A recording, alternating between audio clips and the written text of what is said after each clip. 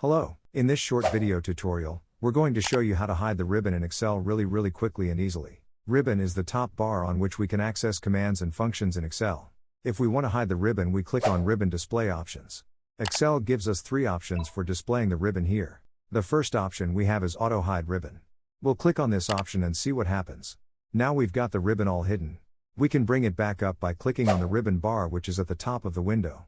The ribbon is displayed and we can select the function we need. We click anywhere within the workbook. And the ribbon is hidden again. Let's take a look at the next option.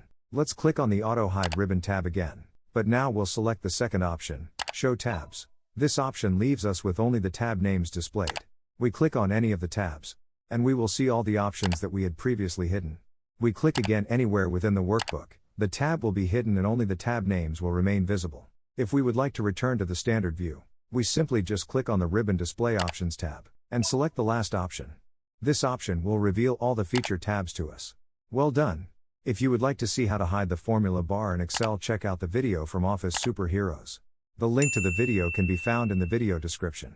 Thank you for watching this video. I hope it was helpful to you. If so, let us know via comment or like. I hope to see you in the next video.